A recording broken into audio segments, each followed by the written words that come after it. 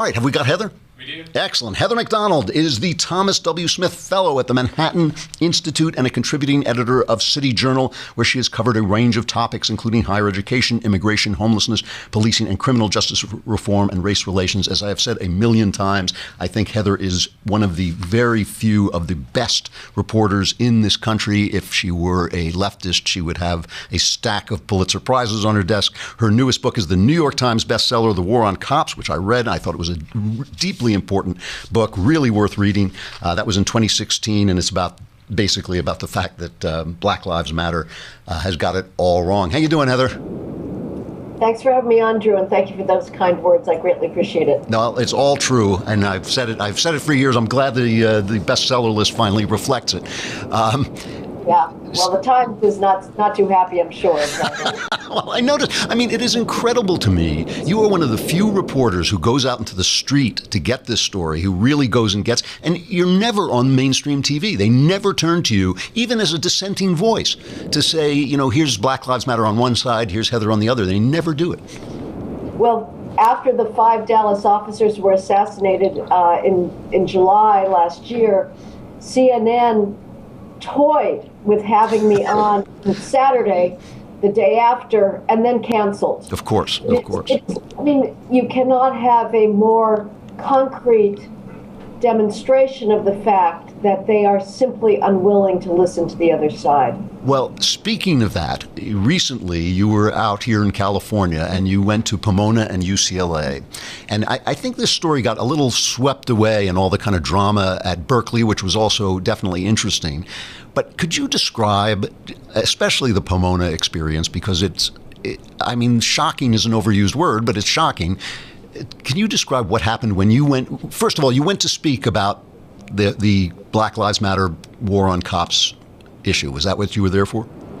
Yes, I was there to talk about my book and to make my argument that there's no government agency more dedicated to the proposition that Black Lives Matter than the police. And the day before I got to Claremont McKenna, I got an email from one of the administrators saying they'd gotten wind of protest and were looking to move my talk to a building with fewer plate glass windows and better means of egress. So that was a little bit worrisome.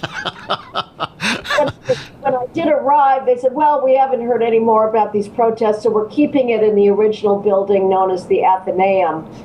I was put into a safe house for about 2 hours, with the blinds drawn, during which I heard the chanting growing louder and louder and the drumming. I saw a petite blonde woman walk by with her face covered in a Palestinian headscarf, of course, and a big battery pack on her back like a jet pack to amplify her bullhorn. There was what appeared to be a lookout posted on maybe a football field away on my looking over into my balcony. I didn't see what was happening, however. That was outside my range of vision. What I learned later was that the building, the Athenaeum, was being blockaded by about 250 to 300 students who prevented anybody from entering, whether it's their fellow students or professors. They made very short shrift of the police efforts at protecting the entrances. They completely ignored the barricades the officers had put up. The cops stood by, let them take over the building. So all of the events that had been planned for me to talk to students beforehand, the dinner, all went out the window. I addressed a large empty auditorium. They moved the podium away from the visual range of the windows because they were worried that when night fell and the podium became lit up, that it would be visible to the outside people who were banging on the windows. So I gave my talk to an empty room.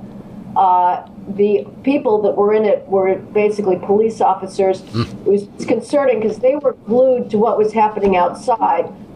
The windows, which I could hear, which again was people banging on the windows and chanting. I took 2 questions from a live streamed audience, and then the cops decided that they could no longer guarantee my safety, and so the Q&A was peremptorily shut down, and a escape plan was planned out the kitchen. So I was quickly hustled out through a group of students perched on some stairs and put into a police van, and we sped away to the Claremont Police Department. Unbelievable. And now, has any action been taken about this? Has the administration of the college done anything, any disciplinary action at all? Nothing that I'm aware of yet. The president said he was planning to do so. I suppose there's a certain amount of due process. For once, these being protesters and not alleged heterosexual male rapists. So I don't know, what the a reasonable expectation is to see whether President Chodosh is true to his word or not. I frankly, in this case, will not be surprised if he does levy some sort of punishment, because this event has been a real black eye for Claremont McKenna. I mean, you wrote a piece that I thought was sensational in City Journal about a letter that some of the black protesters who called themselves "We Few." I was happy to hear like Henry V quoted. They called themselves "We Few." But this, what you said about this letter, I thought got to the heart of it. First, can you describe what their argument was? Oh, please, Andrew, no. It's not. There is no argument. It consists of garbled high theory, and if I can't read it literally, it cannot be summarized. I mean, you have to read this stuff. It is a parody of academic discourse that today substitutes for thinking. To the extent they had an argument, it was potted, rehashed. Michel Foucault claiming that the Enlightenment is responsible for the concept of truth, and somehow truth is oppressive, and even more so, free speech is oppressive. They claim that the Enlightenment is responsible for racism, patriarchy, colonialism, feminism. What has to be understood, and the other thing that I say about theirs, is that their writing is simply abysmal. They cannot construct sentences. They have no sense of what grammar or syntax or usage is. And these are students, some of the co-signatories are graduating this year. This shows what is going on in college campuses, especially for minority students, because nobody dares correct their writing. They've been brought in under double standards, to their misfortune, because nobody is helped by preferences that bring you into an academic environment that you're not prepared to operate in. But the other thing is that their history is so ignorant. It is facile. It consists only of labels without knowledge behind it, and for them to charge that free speech is oppression, leaving aside their ignorance of the Enlightenment, and we know for sure that they've never read Voltaire or Diderot or Kant or Hume, for them to say that free speech is oppression ignores the fact that free speech was essential to getting rid of slavery, as Frederick Douglass himself wrote in 1860 in a plea for free speech, saying, slavery cannot survive free speech. It was essential to the civil rights movement. So the one thing that you would think with black studies in college and the American high school curriculum being taken over exclusively by the black story, that they would understand is the importance of the First Amendment to liberating minorities in this country, and yet they're ignorant even of that. And your point about the grammar of this letter, which I thought was really well made in your article, it's not a small point. It is not a small point that these kids have gone through college ignorant of history, ignorant of the English language, incapable of writing a letter with an argument in it.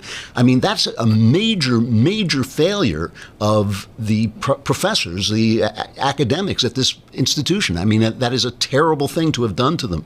But let's move on to the actual meat of what you're saying. What did you go to say that made you such a danger to these people that they would resort to violence? I mean, you seem like a perfectly nice person. What was the heart of what you were going to say to them?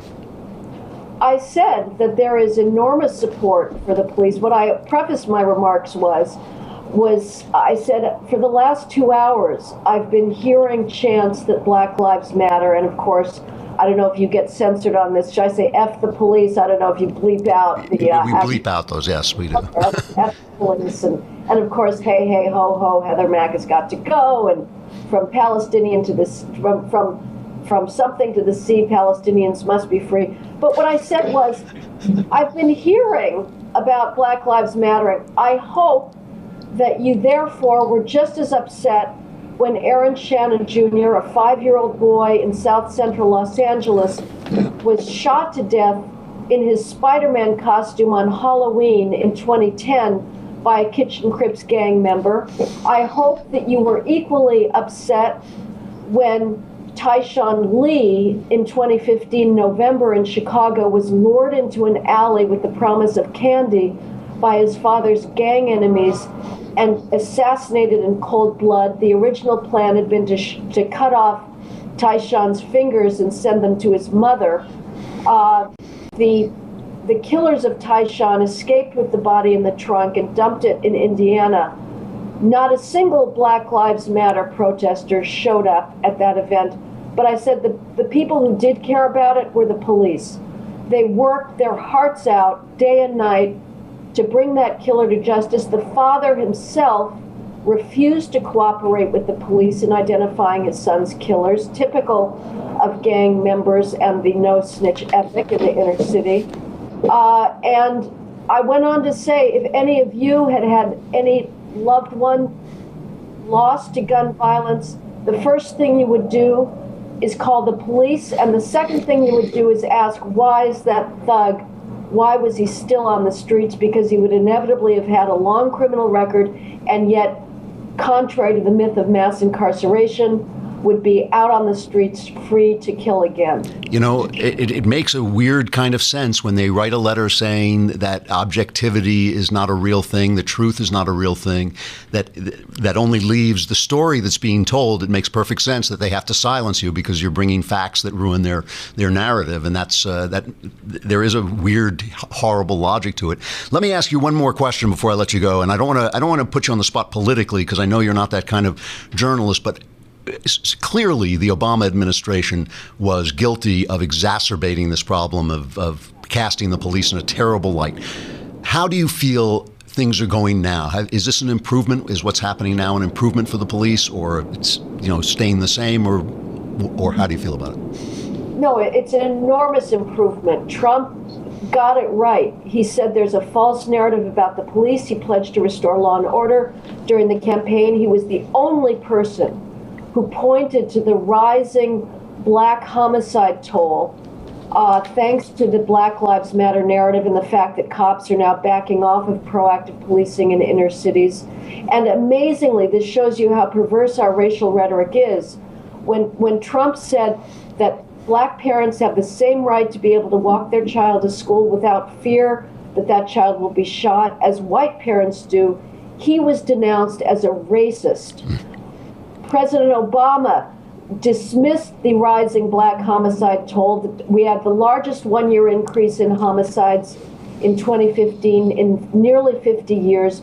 Overwhelmingly, the victims were black. 900 more black males were killed in 2015 compared to the previous year. Obama said, not to worry, Trump's exaggerating. It's just a blip in a few cities. In other words, Black Lives Matter don't matter when they haven't been taken by a police officer. Jeff Sessions, his attorney general, is doing great things. He wants to review federal consent decrees for police departments, which are grotesquely unnecessary, wildly expensive, and take officers off the streets to write endless reports for this overpaid, ignorant federal monitor. So, no, I have big hopes that at least the narrative coming out of the White House will change, and that will, I hope, remoralize the cops.